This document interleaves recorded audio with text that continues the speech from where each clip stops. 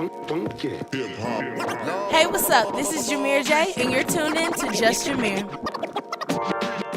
All right, so what's up, everybody? You're here with Jamear J, and it's another one of those, what did we call it last time, Andrew? Hybrid. It's another one of these hybrid interviews. So right now we got it's the best of both worlds going on. You know, we got the radio aspect, we got the visuals coming through.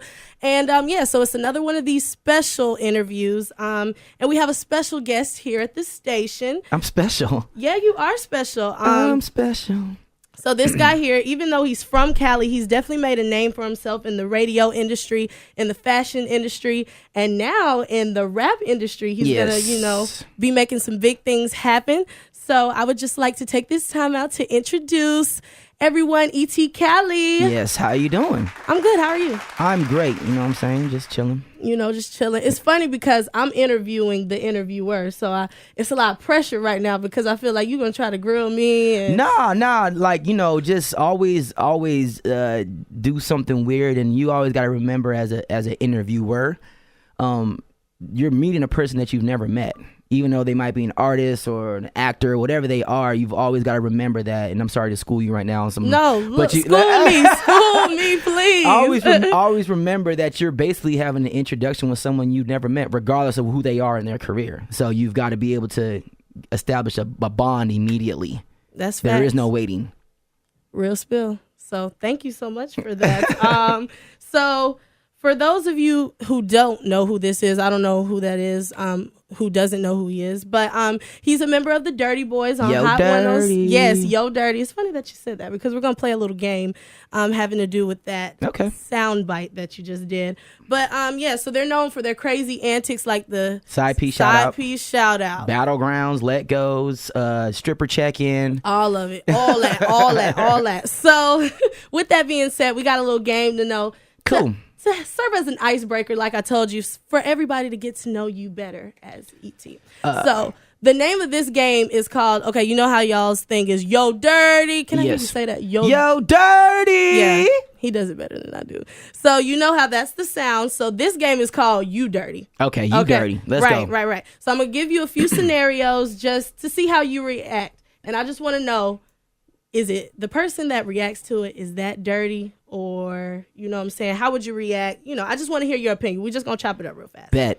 Okay. So the first scenario is John. We're just going to call him John. That's the first name that came to my head. So John's in the club. He meets this nice young lady, you know what I'm saying? Looking right. And they really hit it off. After they hit it off, the lady asked him on a date, like trying to take it further and stuff and get to know each other better. And Hell it's like, let's go out to eat. Maybe we'll say a Red Lobster, Okay. Let's go to Red Lobster. Beyonce with it. That's cool. Let's go. Right. So, hot sauce in the bag. Right. So fast forward to a little bit later, and we're at Red Lobster and everything. And the waiter comes up and asks, is this together or separate? Right. Now, John thinks back to when old girl said, why don't you come out to Red Lobster with me? So he says separate.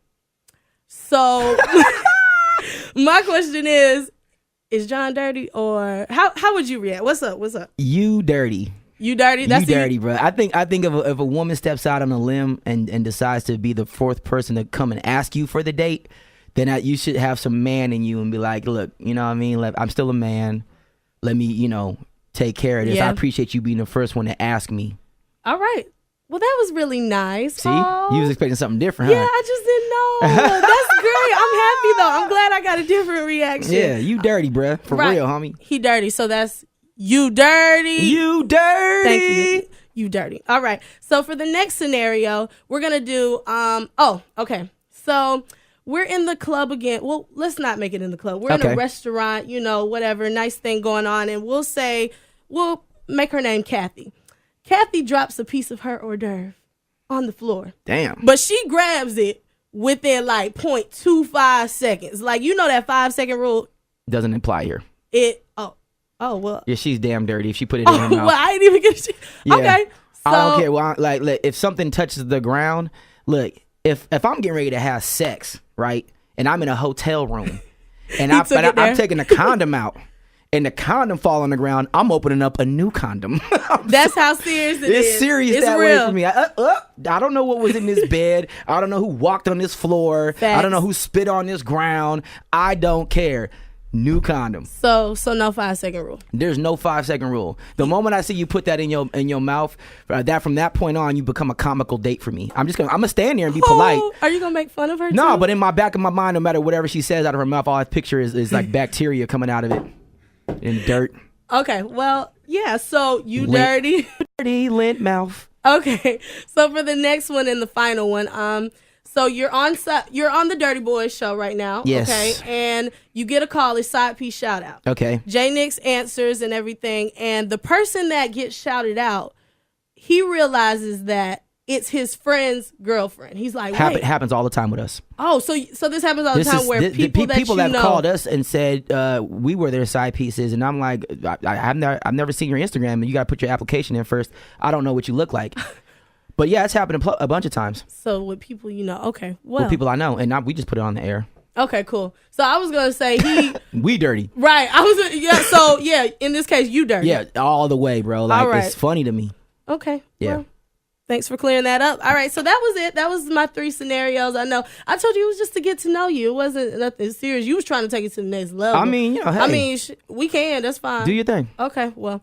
All right, just moving along, though. It was just to get to know you. So let's talk fashion. Before we get into music, I know that's why you're here, but let's talk fashion a little bit. Okay. So you have your own fashion line. Yeah, I came up with, when I was coming up with my musical project and just who I was as a person, I sat down with Paul, my manager at Magic Market Media, and then we sat there and we just trying to discuss about how to describe who I was as an individual, you know what I mean? And so I said, well, I've always considered myself, I came up with this term called skater chic.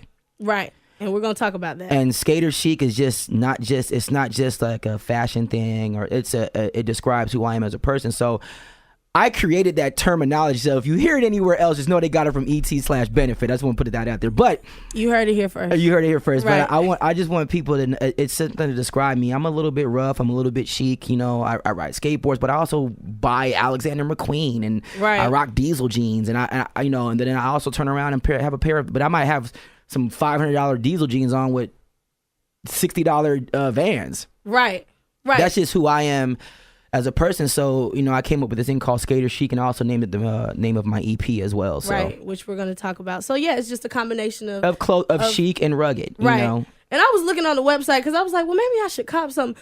I can wear that back on that guy. So I was like, well, maybe you know the shoes. Okay, I didn't want to be charging stuff that someone can get down the street. The shoe that I had on there, which is nice. I actually designed that. I made that myself. That I didn't come up. You know, no one did that for me. I had an idea. I got with Tyler Bailey and Alexander Owens, and we came up with a design that I wanted to do that was kind of like comfortable but chic at the same time, which it is, you know what I mean. And so, but the reason why it cost so much is actually made out of Italy. I didn't do you know, down the street, which there's nothing wrong with it. Right. I'm just saying, for me, I wanted to come correct. I wanted 2 high-end items that I felt were high-end and deserving to be high-end, so when you order them, they're actually made to order.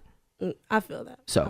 So this is random. I just thought about it. So why blue? Because I only saw one shoe on there, and it was blue. Well, I did blue. I like royal blue as a color. I think it's a power strong color. I think it stands out. And truth of the matter is, like, all my homies back in Cali was all Crips. So okay. So I ain't gonna lie, I took it there, but it's more to it than just that. It's more about the power of that royal blue color. No matter where it's at, it stands out to me more than anything else. I see it. You can see it from across a football field. So yeah, I think like that, and you mix it with gold, like a touch of gold, like you win, and like you can't lose with those color combinations. Now I do have the same shoe coming out for a pink one. I was gonna ask about that. It's gonna be royal pink with the gold, but it's I want to do royal colors. Royal.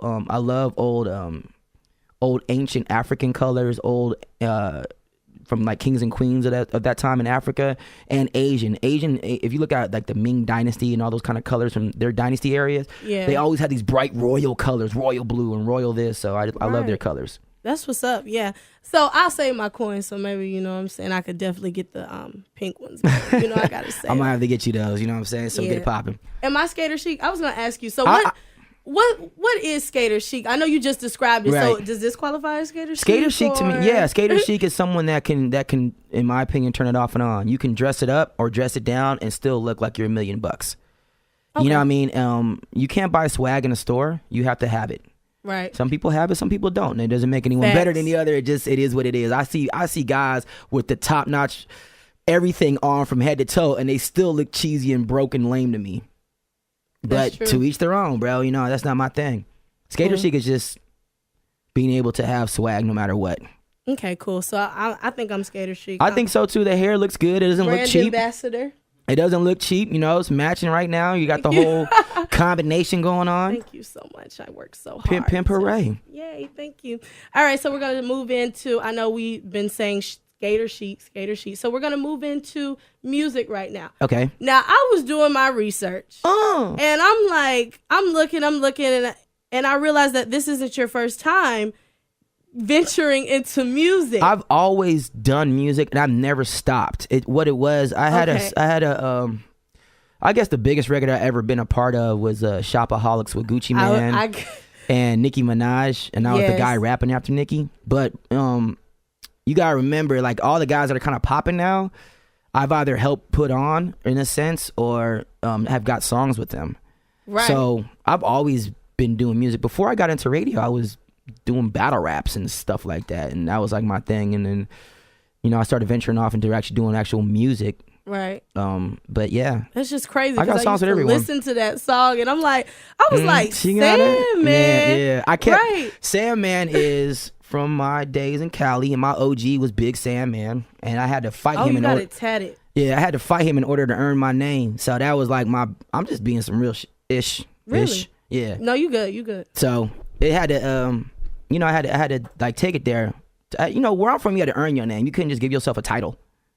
True. And just claim it. Like, I hate when people say you gotta speak it into existence. I don't understand that. I think you have to live it into existence. You came from me. You can sit there and go, hey, I'm gonna be the greatest, but at some point you gotta get your ass up and prove it. That's true. No, that's true. You came from me a little bit because I'm the main one. You gotta speak it into existence. I don't literally, that's my catchphrase. I mean, the thing about it is you got to live it into existence. And everyone wakes up every day and says, today I'm going to blah, blah, blah. Today I'm not going to eat bad food. That sounds good. All that speaking into existence, I just don't believe in. You got to live it. You got to get your ass up and do it, because when you do it, you don't have to speak it no more, because people will speak it for you. Wow, you're just dropping knowledge all day. All day. Here you go. That was good. I feel that. So we're going to live it into existence. Live it into existence. So, so you were known as Sandman. So now you want to be known as Benefit.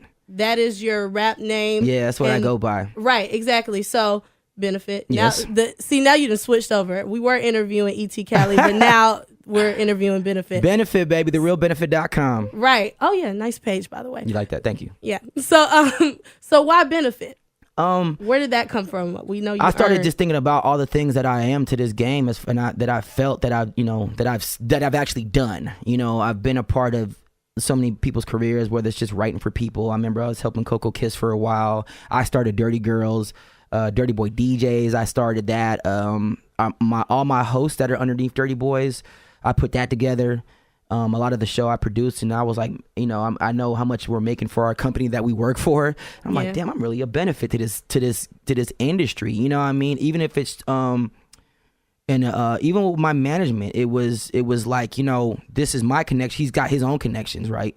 Right. And then I got my connections, and through that, it's been able to benefit both of us, because with this connecting with that and vice versa. So we're both becoming benefits to the situation. I was like, I'm just gonna call myself Benefit because I've been so many other names. Yeah. And truth be told, Sandman was just so aggressive. And where it comes from, it's just like, you know, you got at some point you got to play into the industry and what they're looking for you to come out of you. And even though I'm tatted up and, you know, most people consider me I don't even want to say it, but like I'm supposed to be for the girls. And even though I can rap about the crap I've done, it didn't come off the way I look. So I was like, let me just, you know, change this up, because even though I can rap about some of the things I've done and seen where I'm from, it wasn't coming off. But I can rap about girls all day. I smashed plenty.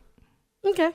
So just that wasn't a hard transition. Right. That was okay. Great. Thank you. So yeah, I just found it interesting because since you did go by another rap name, I was and like, a lot of artists why do not it. Sandman? And Artists do it all the time. So that's cool. I mean, Future was Meathead.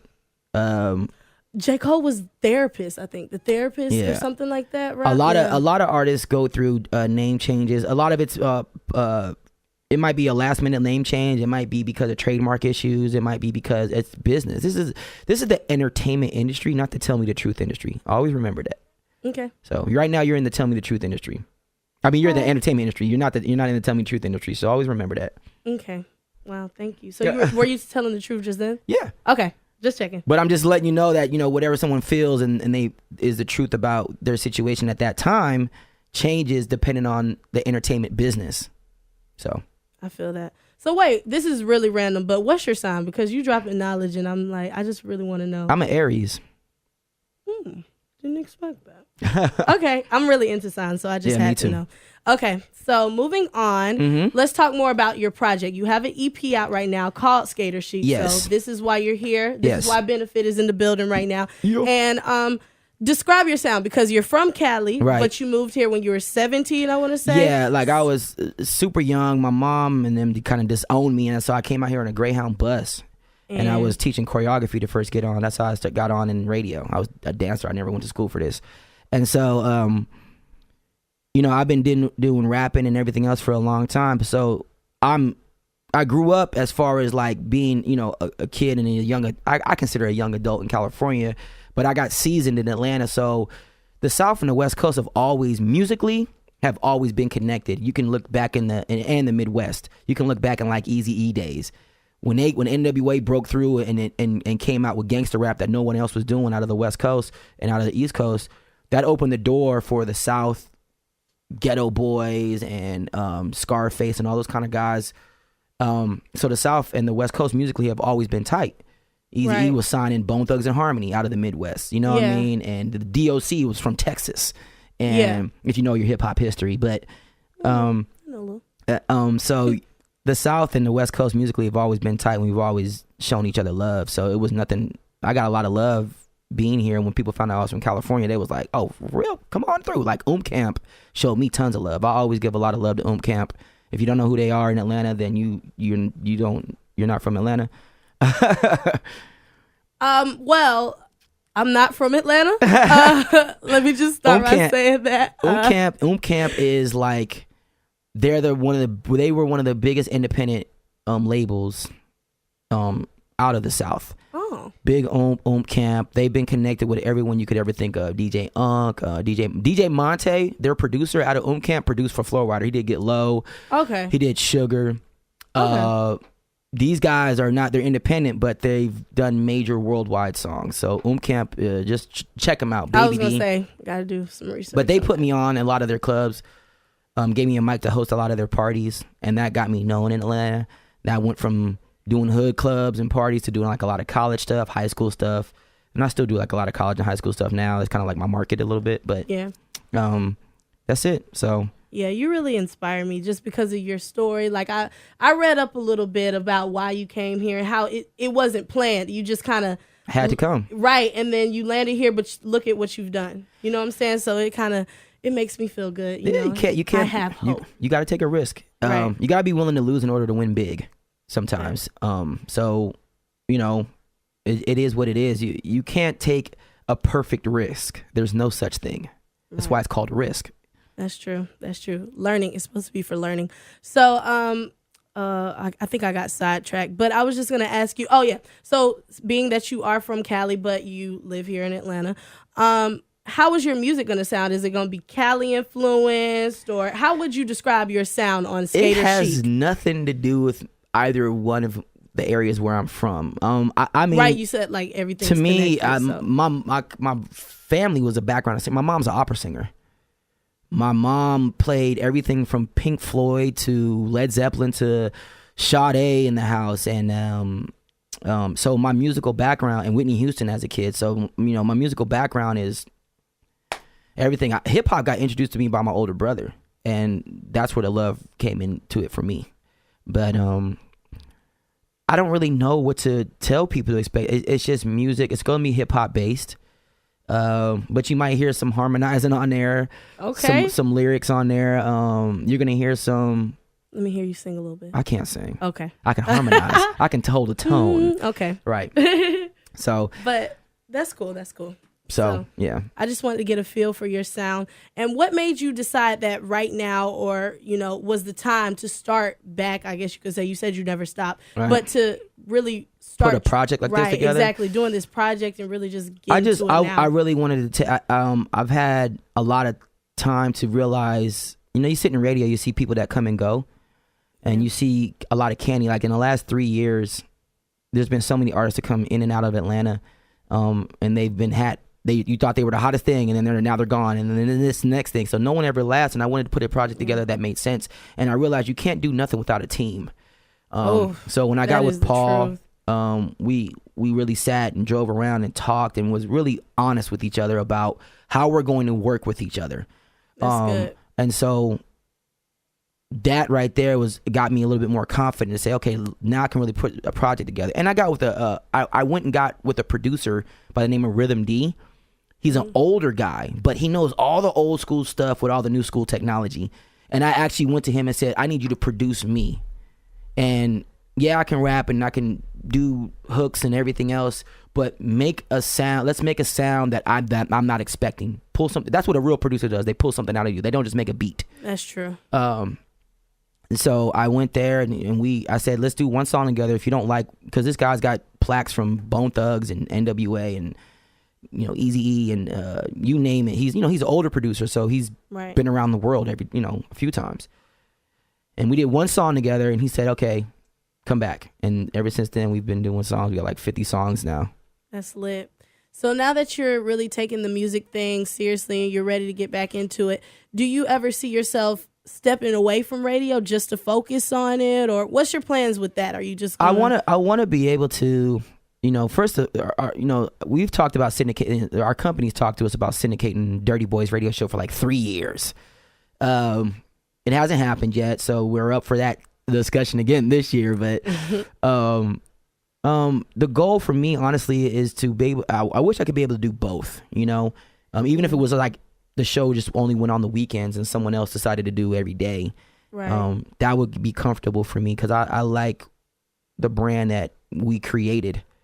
That came off the top of my head and J Nick's head, and we put this together ourselves and then brought it to them. So, yeah, I would like to keep it. Yeah, I would like to keep it because, so much has come off of it. And ever since we've come out with Durtty Boyz, everyone else has swagger jacked us.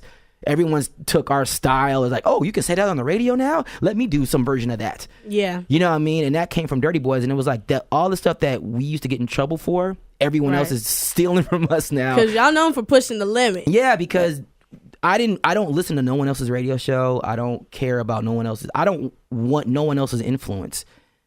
I don't want no one else's influence. I don't care what no one else is thinking, saying, doing, how they're doing it. It doesn't matter to me. So for me, I just want to be able to create whatever's in my head. And if I fail at that, I'm comfortable with failing at something that I did. That I did. Right. But if it becomes great, then I get to stand there in all the glory and say, ha, I did this. No one else helped me. And I like that kind of feeling. Aries. Yep. Okay. Well, cool. So back to Skater Chic. Yes. So if you could just, well, I know it's probably going to be hard for you to sum it up, but if you could just sum up everything that we need to know about Skater Chic and why we should go cop that and go listen to it and why everybody in the world should know about Skater Chic. If you could just sum it up in like... I got you. 10 seconds. Because it's something... I do not rap or sound like no other rapper out. You're not going to hear the Migos flow on here. You're not going to hear everyone else doing that same style. You're not going to hear an ass load of auto-tune. You're going to hear me doing my version of what I think the music should sound like on a particular beat. Period. He did it. That was like 10 seconds. Yay. Okay, so that's good. And I think it's funny that you just said that. I know this is kind of going off, but like... are you afraid, not afraid, but I know like a lot of people that put themselves out there and they're being themselves and stuff like that. Sometimes they're like, I don't care what happens. At the end of the day, I did it and this is me and everything like that. That's how you're feeling? Or are you trying to get numbers? Or no, I mean, what's the goal with this? The goal at this point right now is to do what like Ryan Leslie told me, to have like 1,000 fans. You know what I mean? If I can get 1,000 people that love me, not just fans, but people that love me, I can have a career. And I know that sounds like a small number, but I can get that in a night. You know, it's nothing. But I feel like that's the goal. You know what I mean? Is to create a fan base that likes you and loves you and will do anything you want to do. My partner Waka right now has got a fan base. When's the last time Waka had an ATL song in A rotation? Yeah. But he's all over the world, 10 different countries, and and all over the nation, and he's got a fan base, regardless, that'll follow him no matter where he goes. And that's what I want. You know, if radio plays me or the internet plays me, that's cool.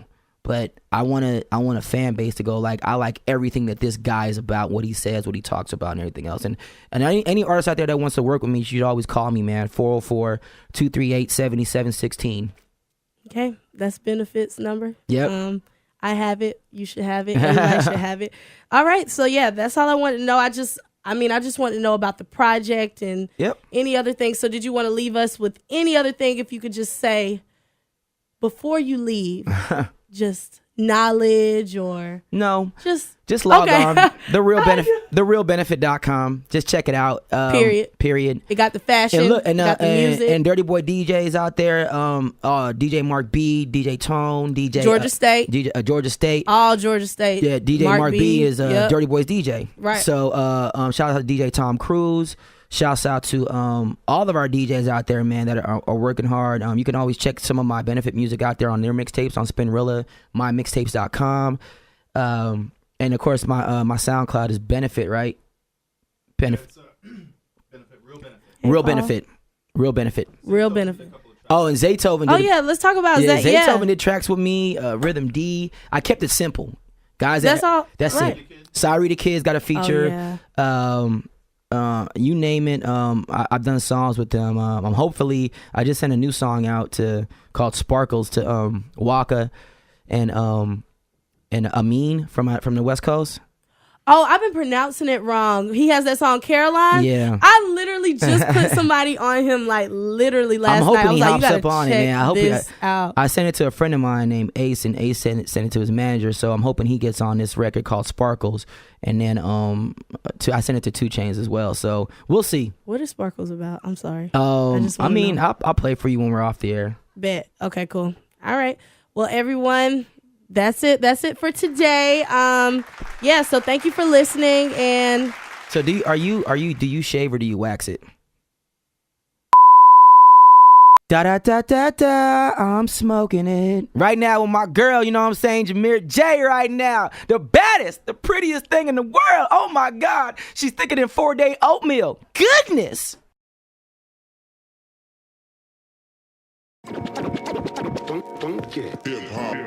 Hey, what's up? This is Jamear J, and you're tuned in to Just Jamear.